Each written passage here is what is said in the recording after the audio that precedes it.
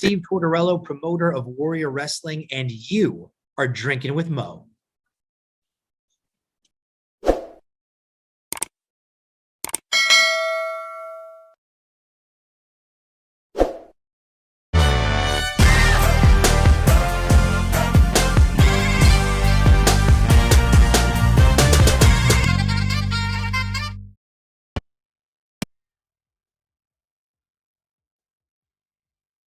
All right, everybody. Want to thank the sponsor today, Reaper Apparel. Want to encourage everybody to break out of the comfort zone, live their best self, which I very much support. They got great apparel, hats, shirts, beanies, hoodies, all that good shit. Be sure when you go on to reaperapparel.com, use the code DRINKIN for 10% off your order. Let's fucking go. All right, everybody. Welcome to Drinkin' and Mo's. Big Mo here. As always, YouTube, like, subscribe, comment, helps with that pain in the ass algorithm. We're pretty much anywhere you can get your podcasts, Apple, Spotify, Anchor. Today, I am excited to have with me once again Steve from Warrior Wrestling, preparing for another great show this weekend. It's another stacked card for you guys. Thank you very much. We always try to put together cards that will appeal to a variety of different folks and have a variety of different types of matches, and we're hoping we've done that once again. Oh, from on paper, yeah, I can tell that as far as I'm concerned, you guys have definitely done that. One match in particular that, I mean, I wasn't sure if I was going to start off talking about this one, but a note that I have underneath it is intrigued. Joey Janela versus Sky Blue. Well, we've actually just changed today. Sky was on a show last weekend and took a bad bump on her head. It actually split her head open. She has 5 staples in her head.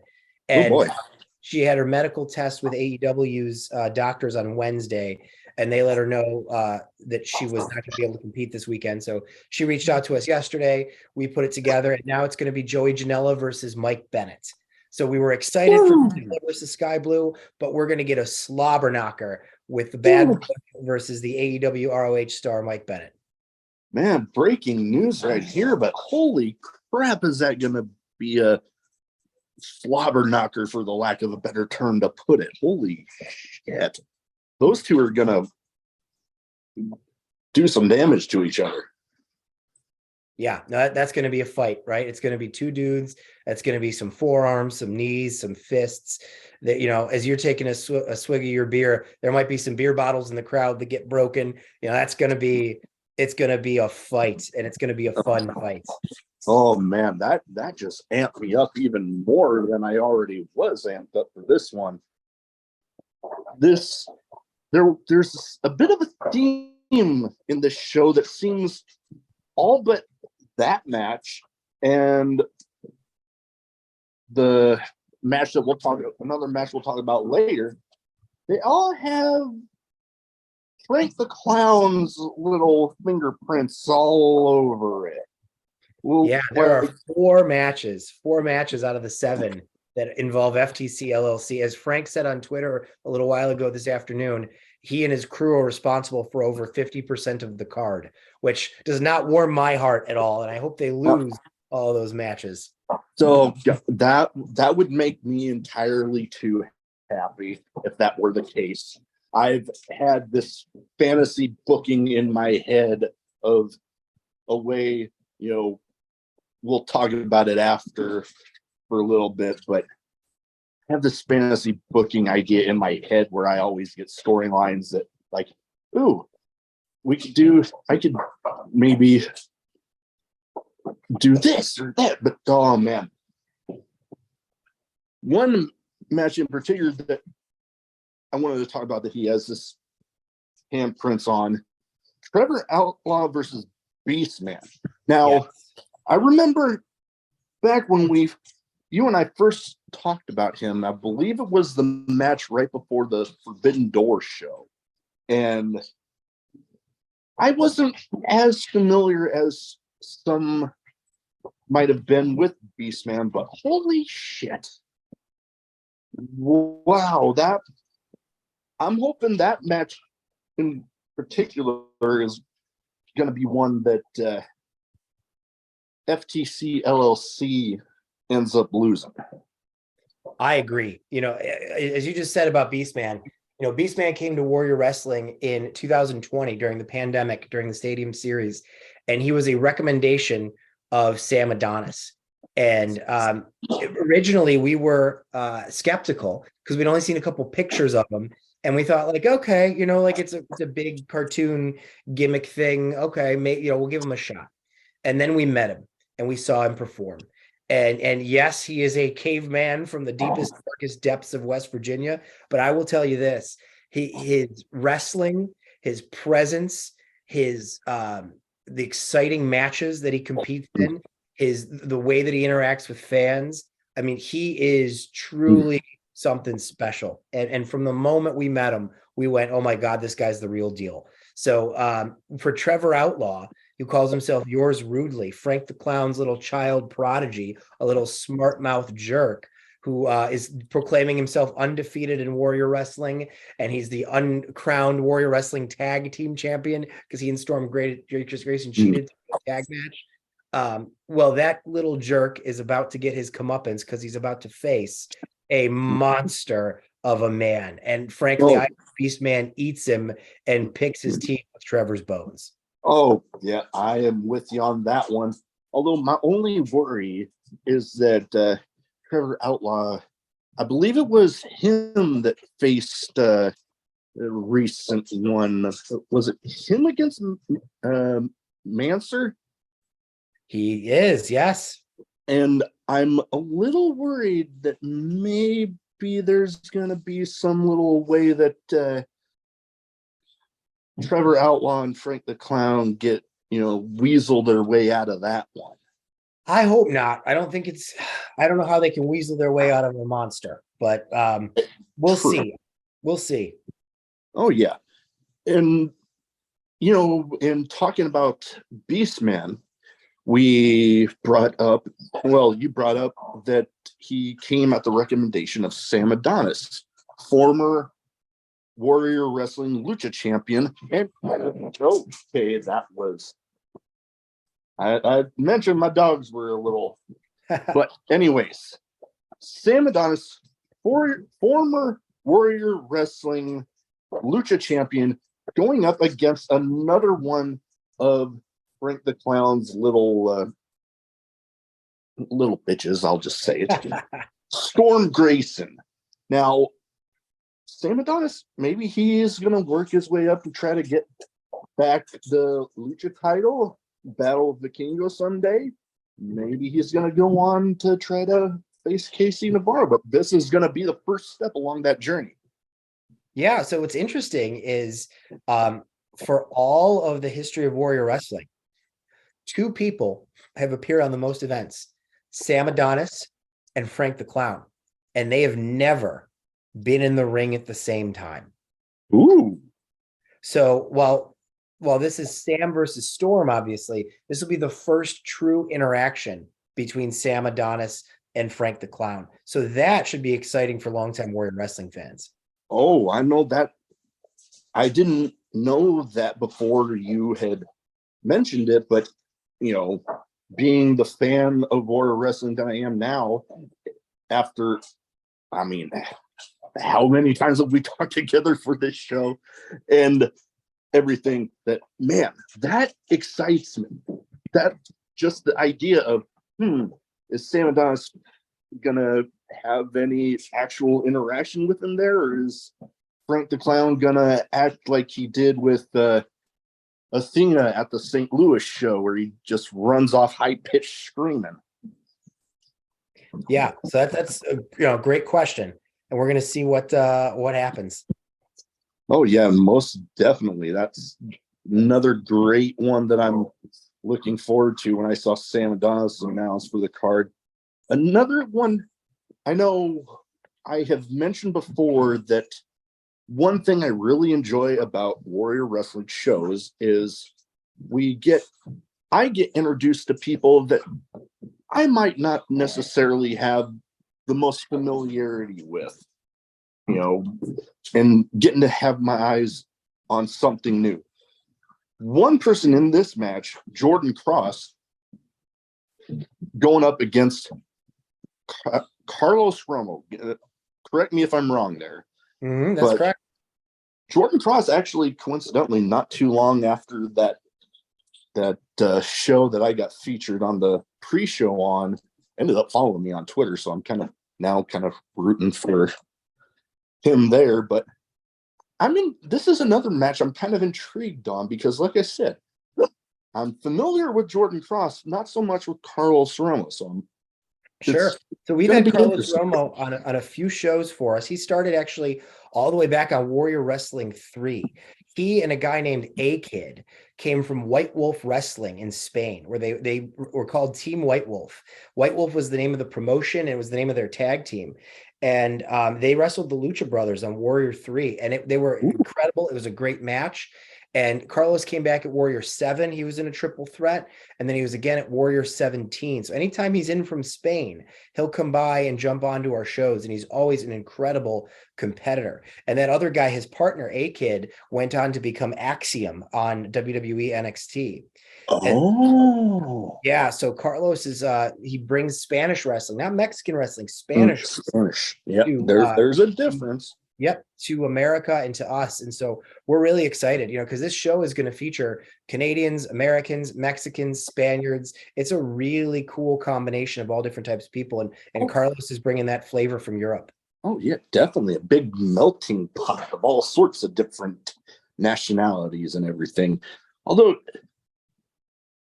off of the show for a second, you bring up his partner there. That kind of gets me laughing with him because I know I've joked about on Twitter before that Axiom's mask seems to be a slight ripoff of the Warrior logo. We've joked about that too.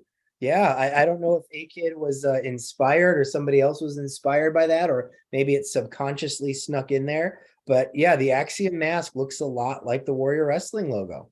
I mean, from the first time I saw it, I'm like, what the hell? It was crazy.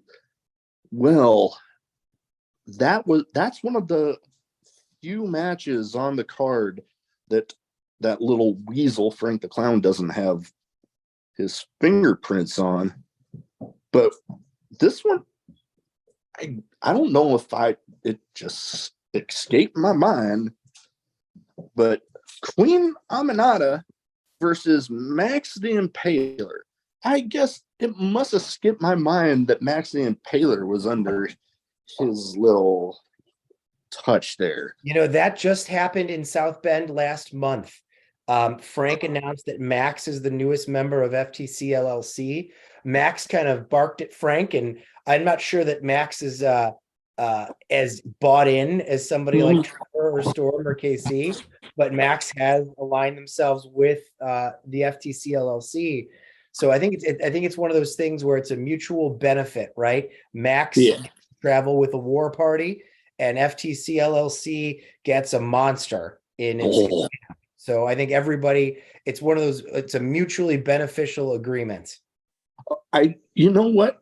I can see that, and you bring up a good point that I get the sense, like you mentioned, that Max the Impaler might not be as bought in to the whole FTC LLC mentality that Storm, Grayson, Trevor Outlaw, and even Casey Navarro are. So it'll be interesting, but very much a mutual agreement. And oh boy, do they get themselves one hell of a tank behind them. Absolutely. And I think this match is going to be awesome, especially for anybody who saw Warrior 27 in South Bend, because Aminata and Kylie was great.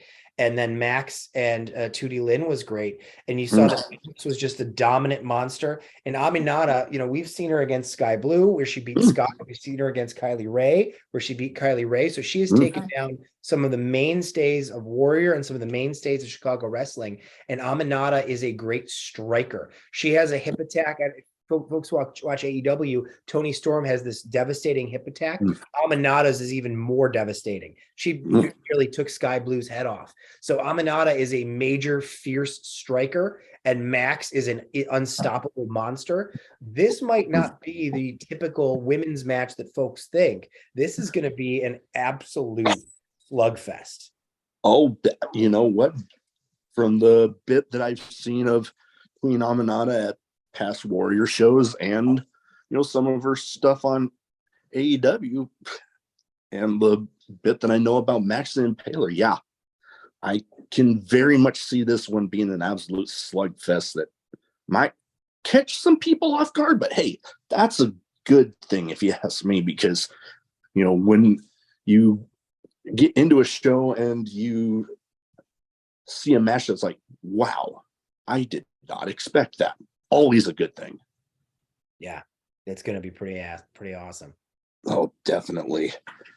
Next up, we have the now Warrior World Champ, since went down there to Australia and got to work with the belt down there. Casey Navarro against Brian Cage.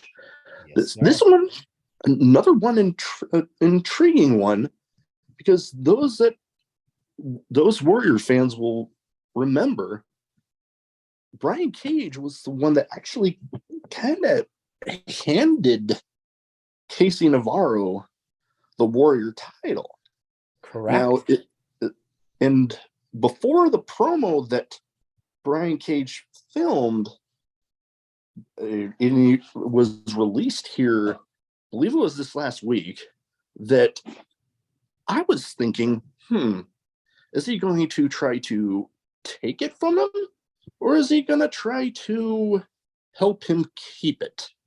But that promo leads you to believe that he's definitely going to try to pry it away from him. Yeah. Oh, yeah. Big time. And there's a lot of layers to this one. Some that the public know now that Brian has shared his promo and Casey has shared his promo, and some that the public don't know as well. Brian made a reference there that Sean and Diesel 2023 or 2022 never came to fruition. And that was actually the plan. If folks who pay attention to specific detail remember, when Casey won the belt in Grand Rapids, they came through the curtain arm in arm, laughing it up. They were going to conquer the world together. And they cut a big promo coming through that curtain in Grand Rapids. And then all of a sudden, Casey dropped Brian. Then the next week, he went out to defend the title against Brian Pillman Jr. The day of Forbidden Door, and he kicked Brian in the nuts and rolled him up. And then Casey defended against Trey, and Frank the Clown debuted in Casey's corner to help him beat Trey. And then when they came back to South Bend, Casey, or when we came back to South Bend, Casey was on the show and Brian was not. So this is the first time that they're going to cross paths again since last summer, since June, where the plan was supposed to be that they were going to be thick as thieves. Brian Cage helped him win the damn belt. And then Casey dumped Cage and brought on Frank. And as Cage said in his promo, you picked the wrong partner, my friend. So Cage is pissed, and Cage is the one that made him champion. And as Cage said, I made you champion, and I'm going to take it away from you. So this is going to be a really interesting match, because their dynamic in Warrior goes all the way back to 2021, nearly 2 years. And obviously Cage's dynamic with that belt goes back to 2018, 4.5 years. So this is a long road for Brian Cage, possibly culminating with facing his protege back in Chicago to potentially win back the title. So there's a lot to play right now. Oh yeah, no, I remember, when you brought that up about Brian Cage saying you picked the wrong partner, I'm like thinking to myself, no shit. You get a guy like jacked like Brian Cage, just absolutely jacked, and then you got a little wig like Frank the Clown, and it's like you must have some uber confidence picking Frank the Clown over Brian Cage. Yeah, right. Like that's what Cage is gonna try to prove to him, that you picked wrong, buddy. Oh, yep, and I'm crossing my fingers that he does accomplish that goal, but as we all know with Frank the Clown, you just never know what that damn guy has up his sleeve. Yeah. Yes, sir. So again, like you said earlier with the Beastman match, there should be no way that Casey can beat Brian Cage, but we'll see what Casey and Frank have up their sleeves. Oh yeah, and knowing those two, it's going to be intriguing. That seems to be another theme I have with this card. Intriguing, thinking of the results that could happen and how could they happen. But next one that, oh man, originally was only scheduled for a 3-way, now a 4-way. Yes. Vikingo, Aramis, Black Taurus, Aero Boy, Lucha title on the line. And if good Lord, if what happened at the last show is anything to consider here, holy shit. That's going to be, I have no doubt that's going to be chanted at some point during that match. Yeah, that's the goal, right? We love Lucha Libre matches here at Warrior, and we're thrilled that Vikingo is our current Lucha champion, and we're going to throw the best challengers we can possibly find at him. And Aramis is a former champion, the first Warrior Lucha champion. Taurus has been in incredible matches for us. It's Aero Boy's debut. We love Lucha Libre, and we really just want to be able to spread our love of Lucha Libre as far and wide as we possibly can. And so if folks like action, if they like fast pace, if they like incredible moves, if they like seeing things they've never seen before, this is the match for you, right? There are characters and stories and other places, which will be wonderful in other places on the card. This is the match to just sit down, let your jaw hit the floor, and just say, like you said, holy shit. That's what this match is there for. Oh man. And fans have really lucked out that literally, I want to say it was like maybe a day, maybe two, right before the last Warriors show, that this embargo of sorts got lifted from Vikingo matches, because people might remember that he was allowed to come to the States to do shows in the States, but something with AAA caused it to where they couldn't be on the streaming options of the cards.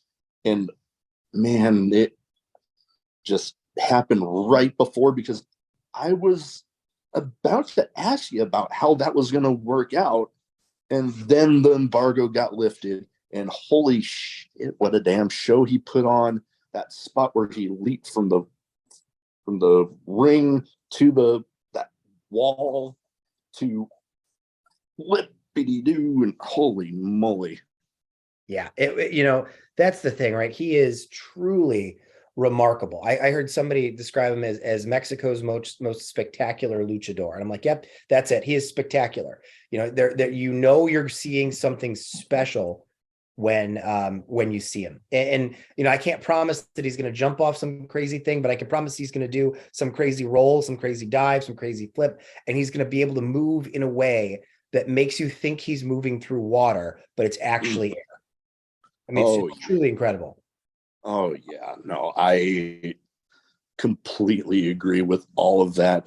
And some of the other people in the match, I'm more familiar with Aero Boy and Black Taurus with his work there in Impact and down in Mexico. And he's being considered a lot of by people wanting to go after the Impact Division title. And, the X Division title and the Lucha title kind of have the same mentality with the high flying, the fast pace, the pretty much no limits, as they like to say in the early days of that title. So him fitting in there, I'm excited about that one. On top of having somebody that can pull off ungodly stuff like Vikingo. Yeah, agreed. I think that's a great comparison. The X Division title for a long time, as you said, was not about weight limits, about no limits. That was the workers title. That was the cool new shit you've never seen before title. And our hope really for the Lucha title is that it's something similar. It's the cool new shit that you haven't seen before title. And I think that's a wonderful comparison. The X Division title now, it's there, but the X title from like 02 to 010, right? Like that, when the X title meant the innovative, avant-garde, state-of-the-art title, that's what the Lucha title is too. So I think that's a great comparison, Mo. I was actually just thinking about it when I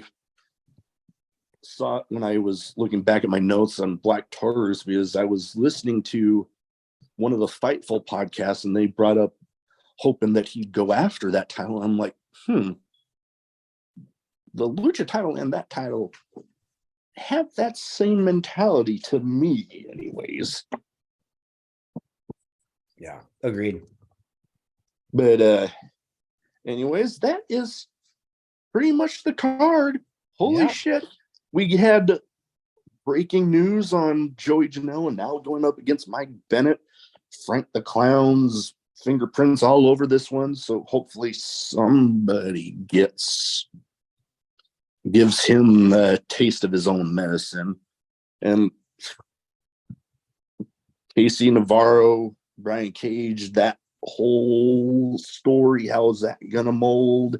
And then you got the wild Lucha title match, Vikingo, Aramis, Black Taurus, Aero Boy, like you, and those at Warrior. I'm a huge fan of Lucha Libre. I mean, hell, I was stationed in Southern California. Between Southern California and Mexico, it's like the center of Lucha Libre wrestling.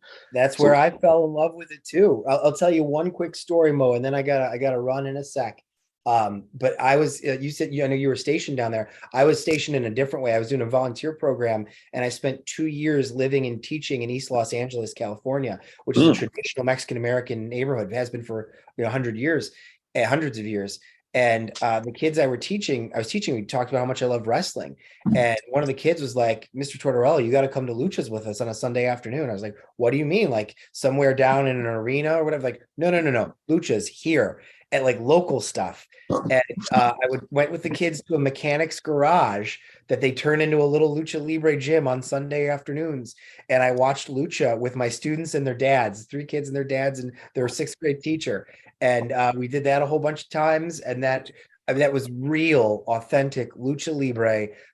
And I learned all the rules of the dives and the tags and rolling out of the ring and the 2 out of 3 falls and all the different rules of what Lucha was. And I just sat there. And at the time I was so disappointed with American wrestling, was so boring at the time. This was like 2009, 2010. And this was just so much fun.